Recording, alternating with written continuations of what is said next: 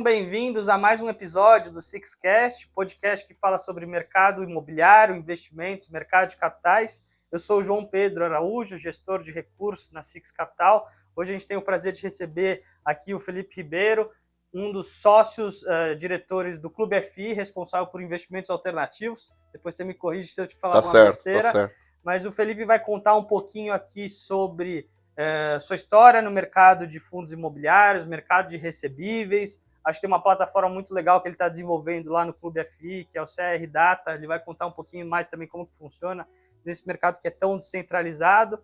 Vamos falar um pouquinho também sobre a situação atual do mercado. A gente até estava debatendo que tem bastante emissão esse ano, está bem quente, né? Mudança na legislação, e um pouquinho de perspectivas para o que a gente imagina aqui do restante do ano. O né? chutômetro. Esse Tá é bom. bom, né? Todo mundo quer saber o que eu vou comprar no fim do ano. Mas primeiro, Felipe, obrigado por aceitar o nosso convite. E para começar aqui, como que você entrou nesse mercado de imobiliário? Cara, é interessante, porque na faculdade eu não fiz nenhuma optativa eletiva de finanças.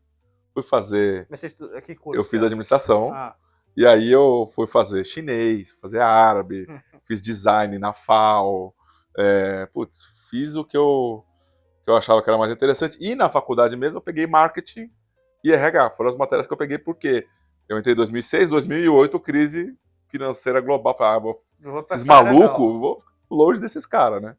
E aí eu tranquei a faculdade para poder ir fazer o meu intercâmbio.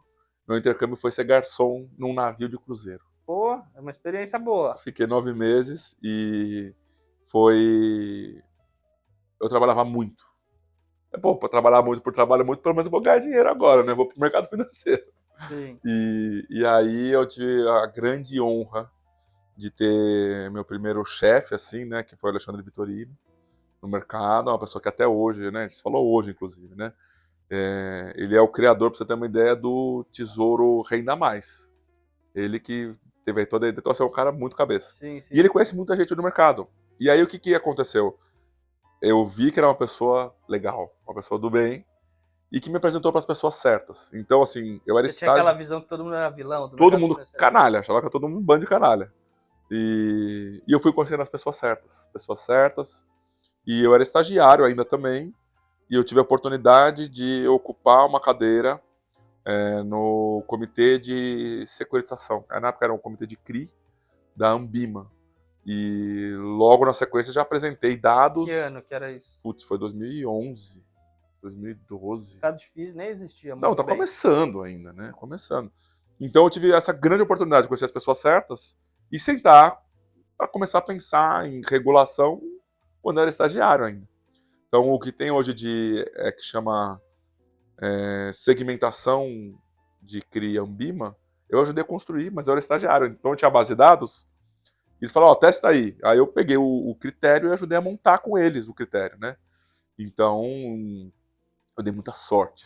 E aí, o que acabou acontecendo, né? Então, eu estava com o Vitorino, fazendo distribuição de renda fixa, tinha a CRI, tinha a Debenture, e fui para o Indusval. Né? A pessoa começa a ficar velha no mercado, o banco nem existe mais.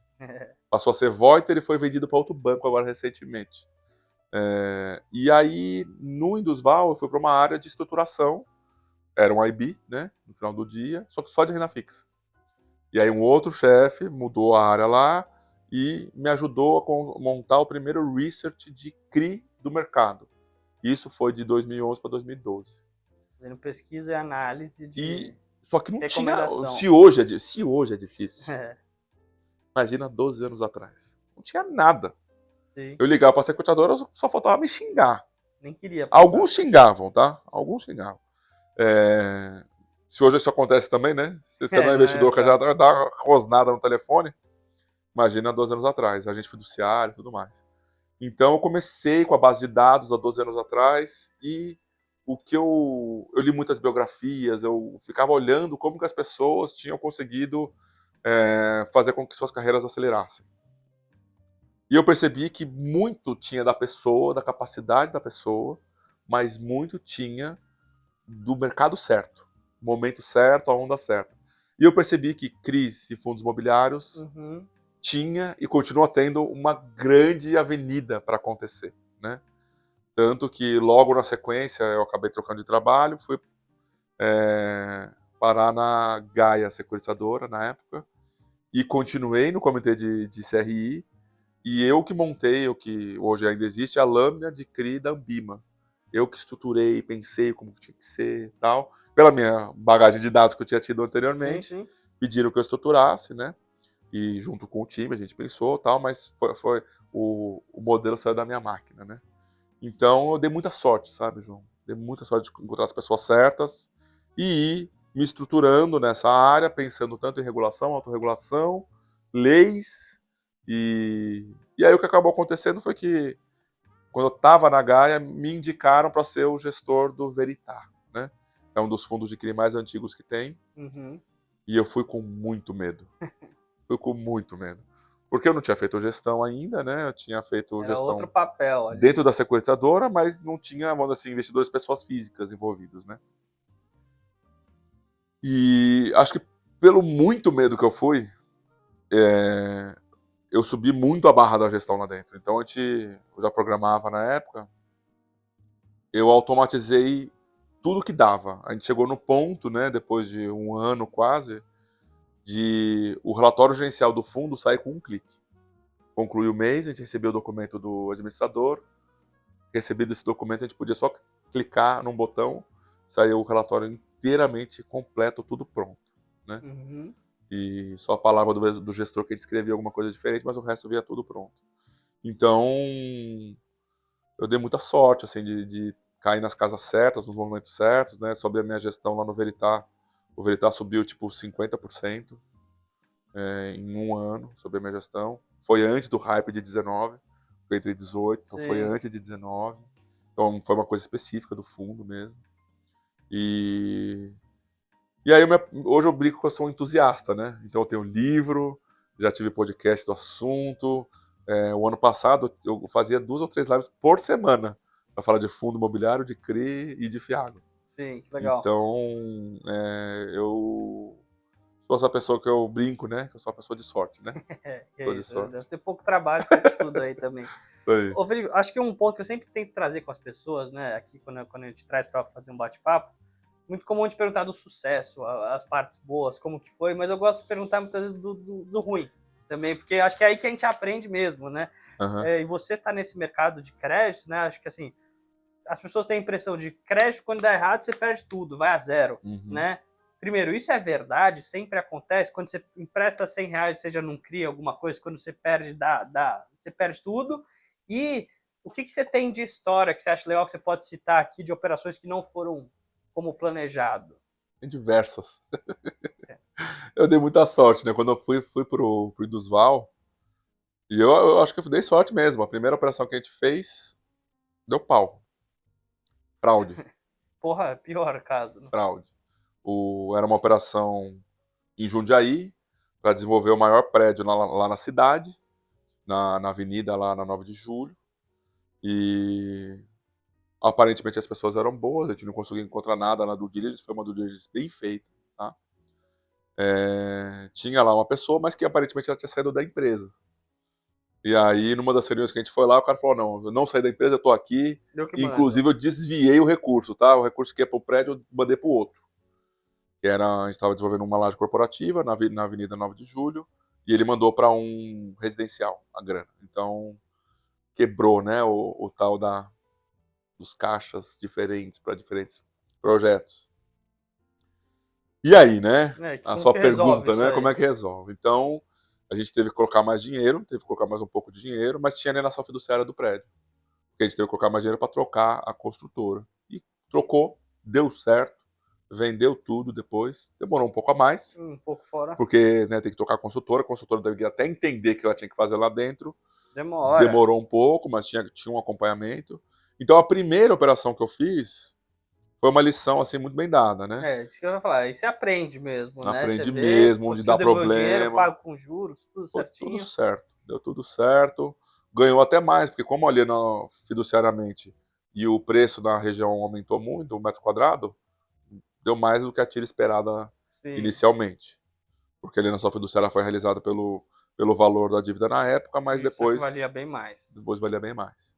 Sim. Então, deu um lucro, deu um pouco de trabalho a mais do que a gente esperava, mas deu certo. Sim. Então, quando eu entrei no mercado, eu ouvi essa falácia, né, que renda fixa no Brasil assim, né, só tem duas opções, ou você recebe ou você não recebe. E aí o pessoal que gosta muito de renda variável fala, né, você tá lá você tem um ganho limitado e uma perda que pode perder tudo. Enquanto na ação você tem um ganho infinito né, e pode perder tudo igual, difícil, né? É que não é uma realidade, né? A gente sabe, para acertar a íris do olho da mosca, não é bem assim, né? Sim. Então, o que eu falo, dívidas bem estruturadas, com garantias adequadas e bem formalizadas, é bem difícil de dar ruim, né? Eu vi diversos tipos de operação que deu problema, e normalmente quando dá problema é na má formalização das garantias, E o cara esqueceu de fazer a ou EF, esqueceu sei de lá, fazer alguma aliança coisa assim? fiduciária, ou, por exemplo... E quando vai bem, você nem vê, né? Se vai bem, nem você nem percebe, precisou executar. você nem percebe. Pode ter coisa Não que não percebe. formalizou direito, mas foi bem.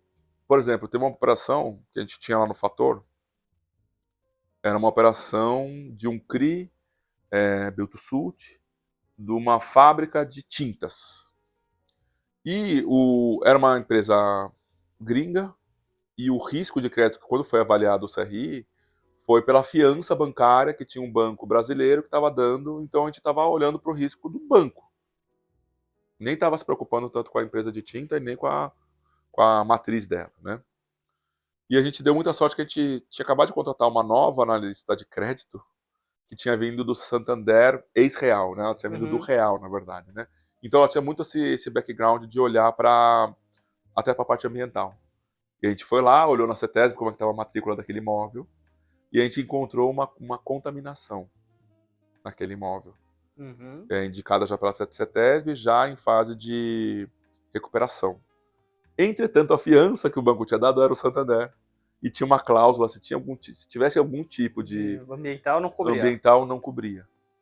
Então, a gente, olhando com zelo para a operação, identificou uma falha que não tinha sido, porque a gente e outros players... sido feita, já estava lá no fundo já fazia alguns anos. E aí o que a gente fez? A gente conseguiu vender com ganho a operação para outro player do mercado. Quando foi renovar a fiança não foi renovada, ficou um tempo sem fiança até conseguir outro banco fiador. Então, a palavra que eu uso no meu livro para crédito é acompanhamento.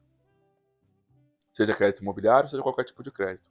Mas especialmente no crédito imobiliário, tem que ter um olho diferente. Não dá para ser assim, vou confiar no estruturador, vou confiar na sequenciadora, vou confiar no agente fiduciário, vou confiar que as coisas vão acontecer.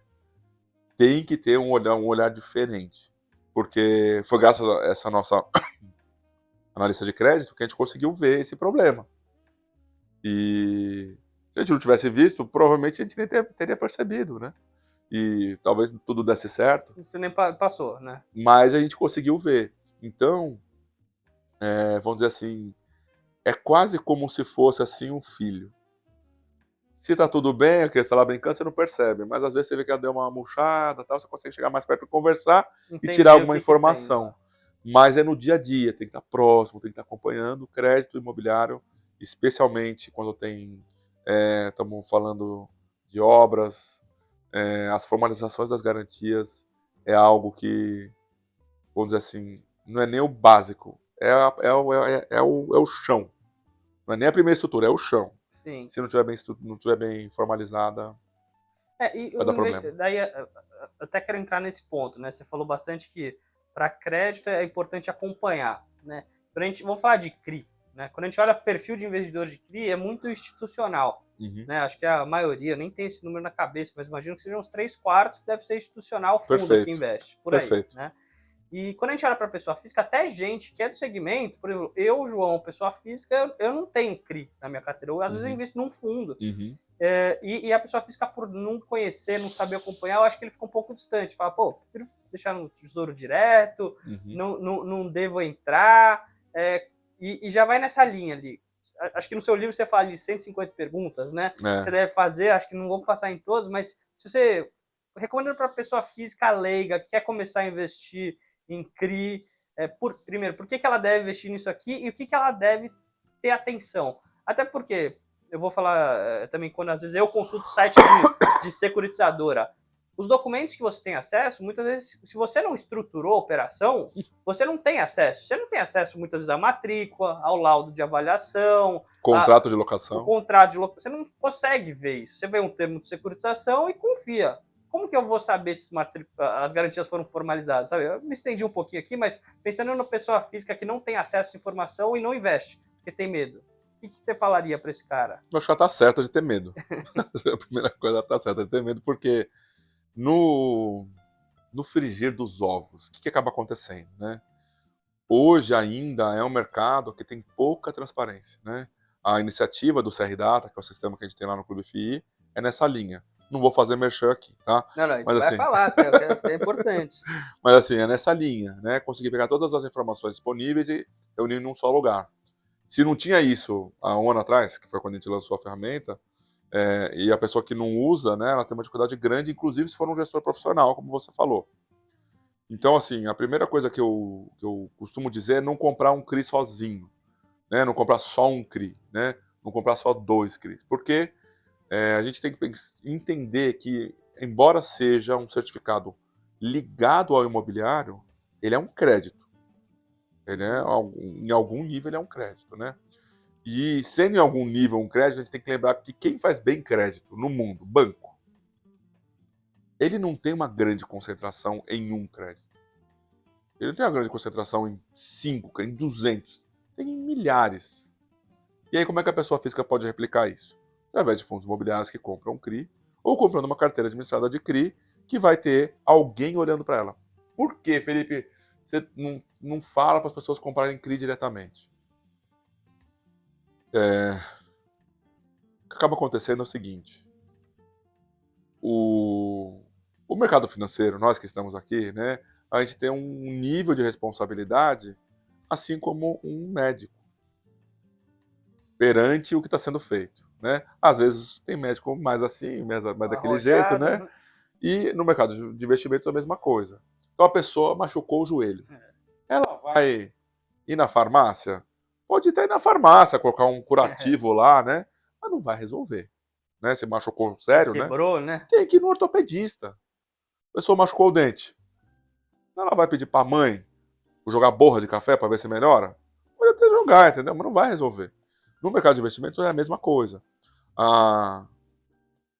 É uma ilusão as pessoas acharem que alguém que trabalha, não sendo com investimentos, que tem filho, dia a dia, tem que pegar trânsito, vai chegar no final de semana, ela quer descansar. É uma ilusão ela achar que ela vai conseguir fazer o acompanhamento de um CRI ou de um CRA. Por quê? É muito complexo. E não é complexo porque o mercado financeiro quer que seja complexo para poder... Porque demanda tempo. Porque demanda tempo, acompanhamento. Vamos dizer, tá? Um fundo de CRI que tenha 100 CRIs. Basicamente, né, a gente tem 252 dias úteis por ano. A cada 2 dias e meio tem que analisar um CRI. Como é que a pessoa física vai fazer isso? E acompanhar, né? Não tem como, é impossível a pessoa física conseguir fazer isso. Então, assim, e é para ser assim, por quê? Temos que lembrar dos bancos. Como é que eles fornecem crédito? Pulverizado. Fornece crédito de maneira pulverizada. Sim. O fundo de CRI, ele consegue... Tem alguns fundos que, se você comprar tipo uns 5 fundos, você vai ter 500 CRIs. Com, sei lá, 10 mil reais, né? Sei lá. Com muito menos, com R$1.000, você consegue comprar 500 CRIs. E aí você tem o poder da diversificação, né? Já é pulverização, não é nem diversificação. Ganha uma rentabilidade. Uma rentabilidade adequada. E deu problema em um. E aí, o que faz? Como está super pulverizado, não machuca. Não machuca. Sim. Então, é o que eu digo, assim, né? A pessoa física, ela tem que contar com o apoio de pessoas para poder investir. Seja um assessor de investimento, seja um gestor, seja um planejador, seja um planejador de sucessão, assim como ela procura um médico, assim como ela procura um oftalmologista, um otorrino. Sim. É o mesmo conceito. essa falácia de que a pessoa vai ficar rica sozinha, investindo sozinha, Não é uma existe. ilusão. Isso é uma ilusão e que tem muita gente que vende ela, tá? É. A gente não vende, né? Então, tem que colocar o pé no chão. Colocar o pé no chão. E aí eu digo, assim, brincando, né? Mas reconhecer a nossa pequeneza, a nossa limitação e aceitar ela, né? Eu sou terrível para pegar quadro. Qualquer coisa que você fazer em casa, meu, é uma desgraça. Assim, as lives que eu fazia, se a pessoa olhar para cima aqui assim, tinha uns 4, 5 furos. Porque eu não consegui colocar o quadro que eu estava querendo colocar lá. Eu reconheço essa minha dificuldade e não tem problema. E aí, né, às vezes quando eu chamo lá alguém para resolver Alguém umas para coisas que lá em a casa, quinta entendeu? ainda. Eu Sim, chamo sim. alguém. E tudo bem. Eu até ia falar, para pessoa física, uma coisa, a gente que trabalha no segmento, né? Eu consigo ter a visão dos dois, né? Eu como cliente, sei lá, cliente da XP que recebo as ofertas, e eu como gestor que vejo mercado de fundos imobiliários e tudo mais. E muitas vezes, através dos fundos, você consegue ter acesso a melhores investimentos também, né? Sem Como dúvida. pessoa física, ali aparece CRI, CDI mais 0,2. Daí no fundo, o que tem a pior carteira é CDI mais 3, sei lá. Não que pode investir em qualquer um, não é isso que eu estou falando, né? Tem que entender os riscos e tudo mais, mas parece que o mercado de fundos tem acesso a um crédito que tem mais retorno, né, do que a pessoa Parece não. física É uma direto. realidade. É uma realidade. Alguém fica ali no meio do caminho com aquilo, ou a pessoa física aceita uma taxa um pouco menor, não sei o que é. Mas ele também tem esse ponto, né, de conseguir acessar melhores investimentos que ele não conseguiria acessar sozinho, né? O que acaba acontecendo, né? Então, os gestores, por eles estarem cuidando do dinheiro e olhando para um dinheiro de um volume maior, eles conseguem olhar para operações que não chegariam para a pessoa física, Sim. não porque eles são especiais, porque eles originaram pela rede de relacionamentos, pelos Chegou para contatos. ele que desenhou Chegou a para operação, ele, né? ele que desenhou, ele que pensou, ele que foi ver o terreno, ele que viu a localização, que é perto de uma escola, que é perto de não sei o quê, que funciona, tal. Então não é porque ele é especial num aspecto de mais inteligência, é porque ele tem uma rede de contatos melhor ou mais adequada para fazer esse tipo de coisa. E tem uma coisa que o brasileiro não gosta de pagar: imposto. Então O cara nem faz a conta, nem né? faz a conta. Pô, isso aqui é isento de imposto? Puta, aí bom Ah, pô, demais. se eu colocasse imposto eu receberia tanto. Então a pessoa acaba aceitando, né, por vezes, operações a 90% do CDI, 95% do CDI, porque ele faz a conta. Ah, pô, se tivesse imposto eu estaria recebendo tanto. Tá sem imposto, então eu aceito receber essa taxa. E esse também é o racional para os fundos imobiliários. Pô, não tem imposto de renda aqui, então eu vou Vale a investir aqui, pena. vale a pena, né? E eu entendo, né? Porque as pessoas passam por isso, porque eu também penso isso, né? Então Sim. eu entendo. Sim. Vamos falar agora lá do CR Data, que eu acho que é legal. Fala. Queria contar um pouquinho da plataforma. Vou comentar brevemente aqui, Felipe, você me corrija se eu estiver errado, mas o Clube FI acho que é uma super plataforma focada principalmente em fundos imobiliários e acho que outros ativos, e agora existe essa plataforma, posso chamar de plataforma, não sei qual que é o nome, de CR Data, que trata sobre recebíveis, né, principalmente as CRI e CRA, para tentar consolidar um pouco desse mercado. Eu até estava falando que a gente tem uma dificuldade muito de acessar informação. Falar, eu quero ver negociação de CRI no secundário. Não existe isso. A gente não sabe. O que é taxa? Ah, saiu um CRI da MRV, está negociando esse CRI? Qual que é a taxa desse CRI da MRV para eu conseguir precificar um outro CRI de uma concorrente que está fazendo um empreendimento do outro lado da rua? Hoje não se sabe muito bem. Então, acho que a ideia, me corrija se eu estiver errado, surgiu daí, né, de tentar consolidar um mercado que é muito descentralizado, com formação pulverizada, muitas vezes errada, e você tenta fazer alguma coisa com isso. Então, o que é o CR Data? De onde saiu, Felipe? CR Data é um produto que eu idealizei ele fazem já 9 anos. Pô, já é antigo, então. Eu já tinha idealizado esse produto já faz um tempo, mas ele não tinha maturidade de mercado para poder fazer com que ele fosse um produto a ser vendido para alguém, tá? Então, o CR é de certificado de recebíveis, certificado de recebíveis, informações de certificado de recebíveis, tá? E a ideia, né, qual foi o conceito que a gente pensou? Todo mundo, nas suas casas, desenvolve, faz alguma programação, um VBA, algum Python, para poder tentar fazer alguma consolidação das informações no mercado. Sim, todo mundo tem um Excelzinho lá. Todo mundo tem alguma coisa lá. Só que daí o estagiário sai, o analista chama de emprego, muda de área, E aí tem que começar de novo aquela programação, aquela base de dados de novo, e perde o histórico, ou fica um tempo sem o histórico. Então, a ideia não é que essas pessoas sejam demitidas, tá?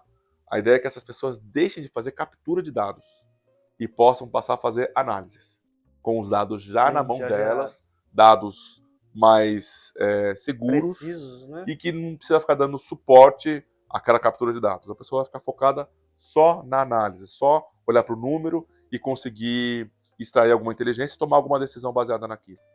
Então a gente vê, né, que existe uma carência muito grande de informação de qualidade. Esse é o nosso foco. Um dos nossos fornecedores de dados é a B3, a gente troca muita figurinha com eles, pedindo para melhorar a base de dados deles, mostrando por que tem que melhorar aquela base de dados. Outra informação que a gente tem é da CVM. A gente vai lá no CVM, essa informação desse jeito, que está sendo preenchida pelos administradores ou pelos gestores, não está legal de ver. Eu não consigo consolidar alguma coisa isso aqui.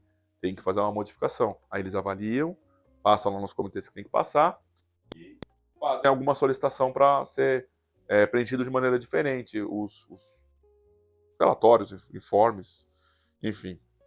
Então, o nosso objetivo, né? Eu brinco que eu sou esse entusiasta, né? Então, desde o sistema até o livro, até pensar e ajudar a fomentar a regulação, fomentar a autorregulação, eu fico olhando para o mercado com esse olho, com esses olhos, né? Qual que é a informação mais adequada que dá para se Que ter, ajuda a pessoa a tomar decisão. que vai ajudar alguém a tomar alguma decisão melhor. Esse foi o objetivo lá atrás, quando eu ajudei a montar a lâmina Bima de CRI, e que serviu depois, né, de inspiração para a CVM para poder fazer o anexo 32, que virou o suplemento E e o suplemento F dos CRIs e CRAs. Então, ali tem muita informação que, se a pessoa trabalhar direitinho, dá para ter, né, alguma informação de qualidade dos CRIs. Uhum. E a gente tem essas informações do CRData. A gente trabalha essas informações e ajuda a pensar mercado, ajuda a pensar tudo que dá relacionado. Né, eu sou um amador desse mercado. Ah, legal. E falando, você que deve estar com dados todo dia, deve ter informações quentes, né? Falar, e opiniões também. Eu queria ver sua opinião sobre o mercado hoje, de forma geral. Né? O que você está achando das emissões? O que é taxa? O que é prazo? Quem está emitindo mais, menos? Não sei. Eu queria ver um pouquinho da sua visão. Você acha que o mercado está indo bem ou não? Não sei, uma visão geral do mercado de crise aqui. Estamos gravando aqui no final de abril, né? E lá no início de fevereiro saiu a resolução CMN. Eu já ia perguntar também, o que você achou das mudanças ali? Prejudicou? Eu vi gente falando, 30% do estoque não vai ser renovado, tal. Gerou um certo burburinho. Uma panaceia no mercado. Eu fui um dos causadores dessa panaceia, tá? O que aconteceu? Saiu a resolução 5118 do CMN, Conselho Monetário Nacional, e alguns dias depois eles soltaram a 5121, que veio corrigindo alguns pontos, tá? E aí, quando saiu a 5118, eu fiquei 14 horas olhando para todos os CRIs do ano passado e vendo quais CRIs se encaixavam com aquelas resoluções ali que eles tinham colocado. E o que eu encontrei foi que, de volume, 30%, esse número é seu, então? É meu. Por isso que eu falei que eu sou um dos responsáveis, tá? Então... Não poderiam ter sido emitidos, 30%? 30% não seriam emitidos porque o ano passado... Aí o mercado, né? O mercado, né? Ele não tem cara, não tem nome, mas ele se movimenta, né? O que aconteceu? Em julho do ano passado, por eu ter essa rede de contatos, uma pessoa chegou para mim e disse: Felipe, tá rolando um papo que vai tributar os CRIs de novo.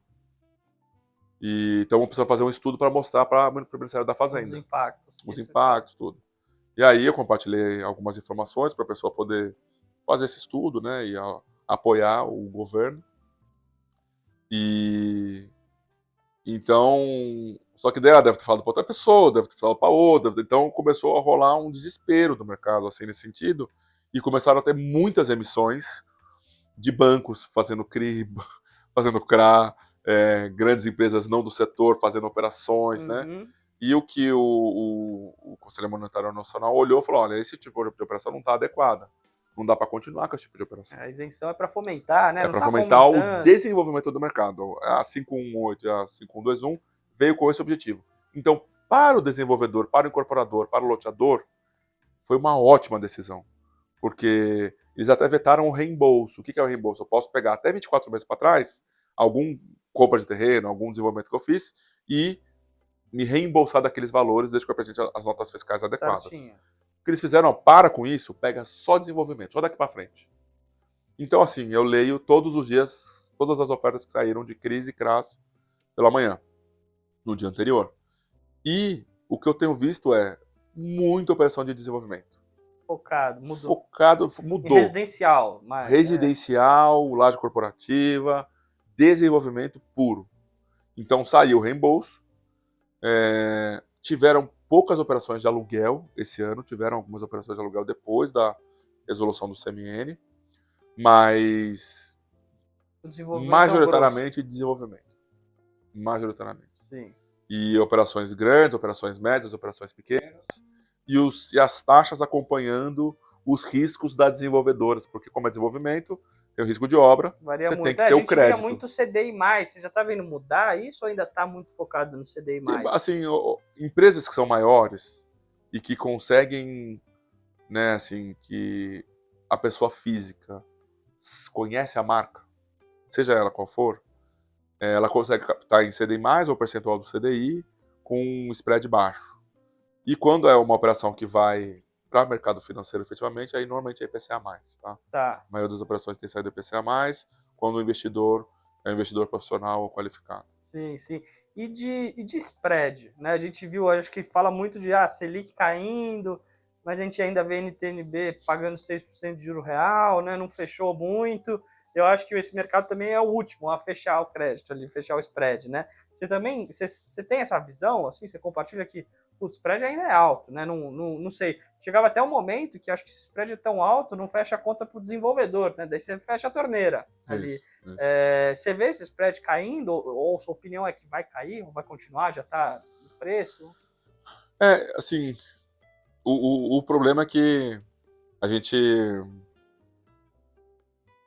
tem um país continental, né? Então, como a gente tem um país continental, um desenvolvimento no norte é quase que outro país de um desenvolvimento no sul. Né? Onde um vai bem, o outro às vezes está mal, ciclos diferentes. E normalmente, né, o que a gente tem visto é desenvolvimento, por exemplo, centro-oeste, especificamente centro-oeste, tem a possibilidade de uma tiro muito grande para o desenvolvedor imobiliário, né? Por diversos motivos, tá? Não vou aqui entrar no mérito, mas por diversos motivos a gente tem visto que projetos que são fora do eixo Rio, São Paulo, Minas, alguma coisa ainda de Paraná e alguma coisa de Espírito Santo, tem uma TIR boa, mas menor do que esses locais, né? Que eu estava falando antes, Nordeste, Extremo Sul e Norte, né? E Centro-Oeste, obviamente. Então, o que a gente tem visto é o capital migrando para esses novos mercados.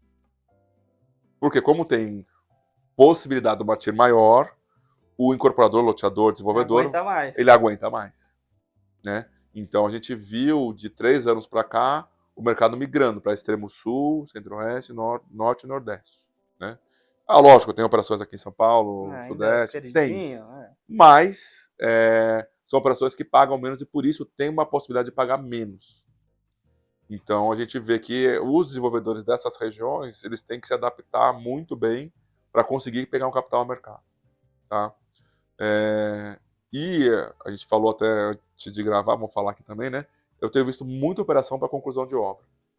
Então, o pessoal inicia a obra, vende alguma coisa, e depois que já se provou, né? Vendeu mais de 30%, 40% do desenvolvimento. Ele faz operação. Faz operação já com carteira, com alguma carteira, e pega o dinheiro para poder finalizar a obra. Pensando, quando houve o CRI de conclusão de obra, dá um pouco de medo se você ouve só isso, né? Parece que o cara tá passando mal ali, precisa fazer uma operação, mas não é isso, né? Cara...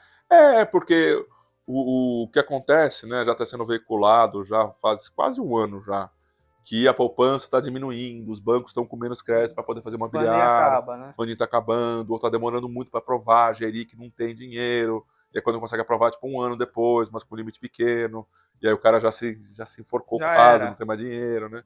Então, o mercado de capitais está sendo uma solução grande, seja através de uma CCB, né, uma sociedade de crédito bancário diretamente, ou um CRI, ou operações até de equity também, né?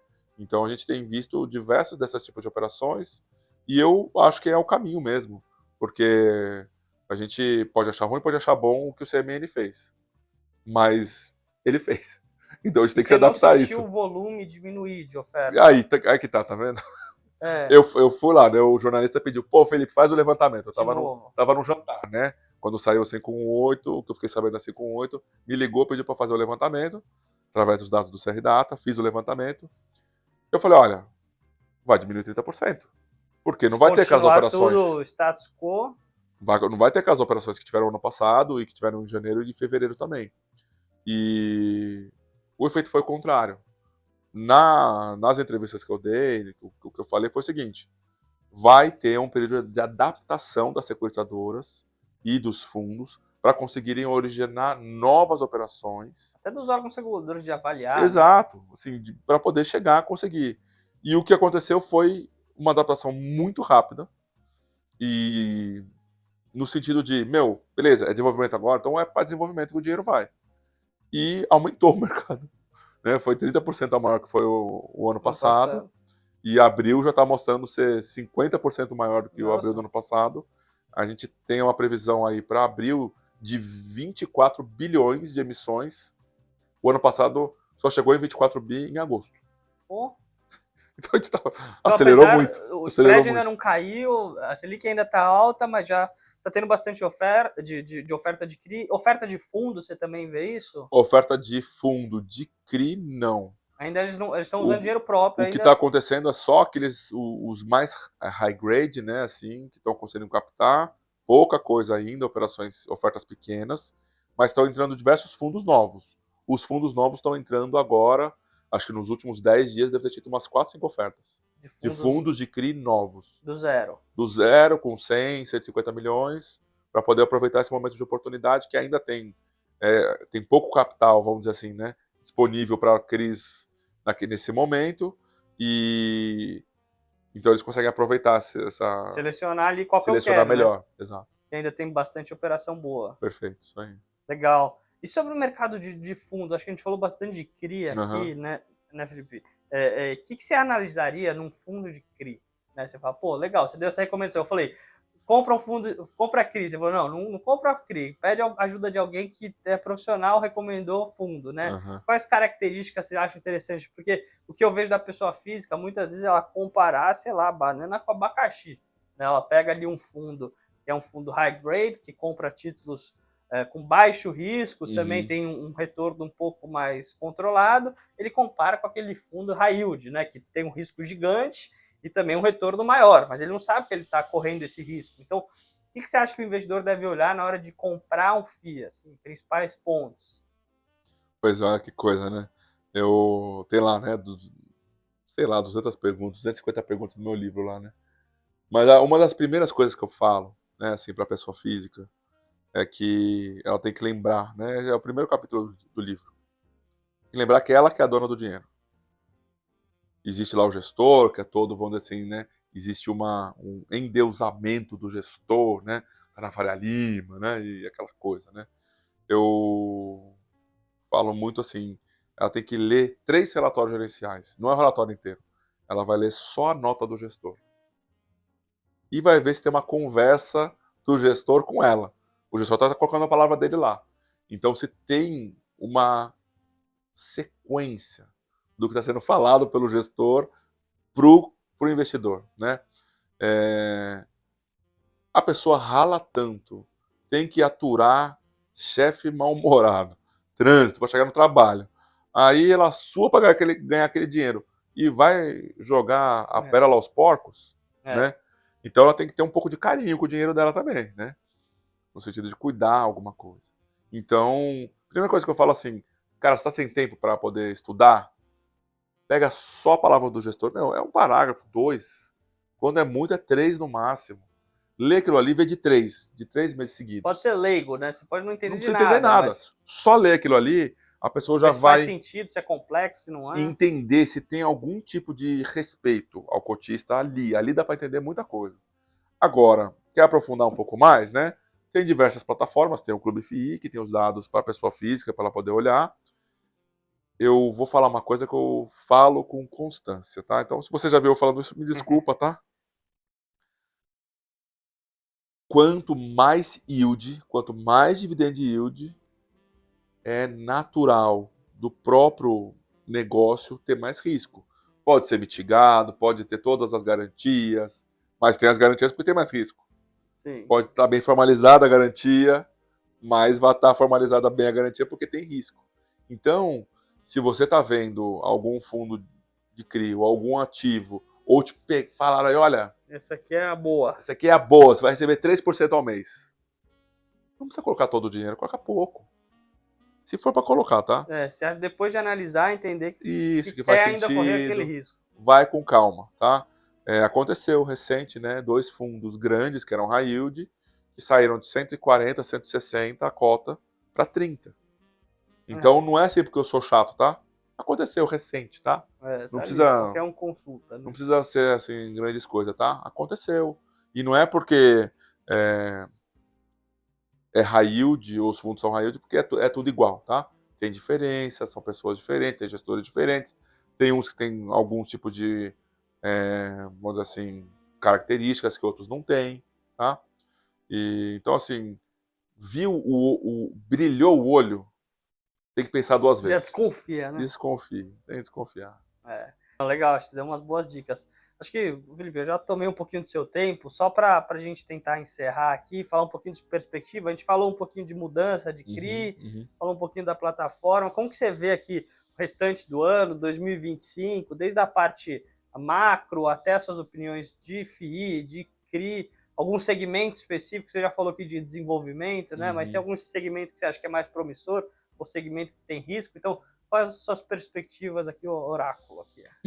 Hora do chute. Eu gosto muito de... A gente tem a sorte, tá? Eu sei que tem diversas pessoas que são críticas, tá? À CVM. Mas a gente tem a sorte de ter um regulador que é próximo do mercado. E que ele permite que o mercado entenda o que ele está pensando, o que ele está querendo desenvolver. Então a gente tem algumas coisas que vão acontecer nos próximos 2 anos, 3 no máximo, que vão impactar o mercado de fundo imobiliário, que vão impactar o fundo de CRI e, naturalmente, o mercado imobiliário. Tá? Hoje já está em discussão, já está acontecendo o que foi permitido através de uma lei que saiu no final do ano passado, a 14.574, que é uma lei que lá no último parágrafo, no último artigo, fala da autoriza a alavancagem para fundos. Isso é uma coisa muito positiva para a indústria. Tem que ser usado com cuidado, mas é muito positivo da indústria. Por quê? A indústria lá fora dos Estados Unidos já tem autorização para alavancar os fundos. Tem fundo que é 50%, 70% alavancado. O que quer dizer? Com R$100, ele vai conseguir investir R$150 no mercado imobiliário. Então, passa a ter um dinheiro que não existia antes, sem ter captação necessariamente com pessoa física. É uma coisa que vai aumentar o poder de investimento dos gestores sem grandes mudanças na indústria. Tá? Então eu vejo que isso, principalmente para a indústria de fundo de tijolo, vai ter um recurso a mais que não tinha disponível antes. Sim. Isso vai impactar laje, desenvolvimento, quaisquer que sejam possíveis de gestores profissionais olharem. Tá? Minha visão com relação à parte mais macro, assim, tá? A gente tem visto, né, o intuito muito grande do atual presidente do Banco Central de uma rigidez com relação a quando que corta, como que corta, por que corta, mesmo com inflação assim ou assado, ele tem a visão dele e está sendo reconhecido internacionalmente por isso, pelo trabalho dele, né? Agora, até o final do ano, a gente tem a troca dele, né? Isso vai impactar diretamente, porque provavelmente quem vai vir será um ex-chefe meu, provavelmente seja ele, o presidente do Banco Central, o Galípolo, muito provavelmente vai ser ele. Altas chances de ser ele, né? E ele é governo, pró-governo. Então, minha visão é que ele tende a dançar conforme o que o Lula e Haddad orientarem ele a fazer, né? E não vejo que tem nada de errado nisso, desde que se mantenha a independência do Banco Central perante a responsabilidade fiscal, etc. Mas eu vejo que ele vai ter assim uma aceleração no sentido do que o governo está querendo montar, né? Anteontem saiu a resolução 1213 de 2024, que cria a Engea, que é uma empresa gestora de ativos da União, já existia desde 2001, e passou a existir agora a possibilidade dela ser uma securitizadora, compor ou investir em fundos para aumentar o secundário, né, e a concessão de crédito imobiliário no Brasil para a classe média. Eu vejo que essa é uma iniciativa muito positiva e que, dando certo, sendo bem feita, vai melhorar a concessão de crédito para a classe média, e não acho que vai ter redução de taxa, tá? Mas o que eu acho que mais pessoas vão ser aprovadas. Sim, vai ter mais opção. Vai ter mais opção, tá? Vai ter mais bolso. Então, eu vejo que a gente tem um caminho muito legal pela frente. Tem que tomar muito cuidado, que foi justamente esse tipo de empresa nos Estados Unidos que iniciou a crise de 2008, né? Que era a Fannie Mae e a Freddie Mac. Foram elas que eram o coração da crise imobiliária dos Estados Unidos. Sim. Mas tinham outros elementos que não tem no Brasil. Por exemplo, lá tinha o CRI de CRI. Aqui não tem CRI de CRI. Lá você podia apostar contra os CRIs. Hoje esse instrumento não existe. E até onde eu conversei com a B3, não existe nem planejamento de montar esse tipo de produto. Então a gente tem alguns elementos que não tinham lá e que não tem hoje. Nosso sistema financeiro é robusto. É mais robusto, é mais regulado. Então eu vejo que assim, tem diferenças. Mas foi onde aconteceram as coisas, né? Então tem que ter um olhar muito crítico, muito sério, para evitar e dificultar acontecer algum tipo de problema que já aconteceu, que a gente já viu acontecendo, que a gente sabe que se não olhar recentemente, né? Olha como são as coisas, né? Recentemente foi aprovada a alienação fiduciária em segundo grau. Esse era um dos problemas dos Estados Unidos. Aí recentemente o pessoal vai lá e cria uma securitizadora pública. Foi um dos problemas dos Estados Unidos. Então a gente está vendo que alguns elementos estão começando a aparecer, né? Então tem que ter um cuidado muito sério para que seja um instrumento que beneficie as pessoas e sejam instrumentos públicos que beneficiem as pessoas que estão querendo financiar a sua casa, né? Ponta final. Na ponta final. Não, legal, acho que você trouxe uma visão até que é difícil, assim. Normalmente a gente fala de perspectiva, a pessoa está mais no juros, inflação, e você tem uma visão mais realmente interna aqui do imobiliário, falando de regulação que muda na prática. Acho que é legal. Então, queria agradecer de novo, Felipe, aqui pela participação, por trazer a sua visão, apresentar a CR Data. Não sei, daí fica aqui o convite para todo mundo que estiver assistindo a gente de conhecer a plataforma, se vocês não conhecem, o Clube FI. Entra lá, fuça lá, tem muita coisa de graça, né, Felipe? Tem muita coisa de graça, tem. Então, mesmo que você não queira pagar nada, você acessar e ter muita informação, tem fórum, tem dados de fundo, todo dia tá atualizando. Até estava falando com o Felipe, falei, pô, já não é tão recente, já deve ser meio antigo, mas a parte de transação de ativos imobiliários, você clica num prédio lá, você vê todas as transações que ele foi, que preço por metro quadrado, então é muito enriquecedor. Assim, ficou o convite aqui para todo mundo, aqui sem ser o Felipe falando, eu como usuário uso e gosto bastante. E, de novo, obrigado, Felipe, pela sua participação. Eu que agradeço. Desculpa aí se eu falei muito, tá? Que eu gosto muito do mercado, eu fico entusiasmado, assim, fico... E eu fico buscando, né? Pô, assim, qual que é o próximo passo, né? Então, é isso aí. Obrigado. Tamo junto. Legal. E, pessoal, só para completar aqui, por favor, segue a gente nas redes, dá like, compartilha esse vídeo, porque acho que vocês que fazem a gente continuar, a gente conseguir trazer gente legal aqui como o Felipe. E obrigado e até a próxima.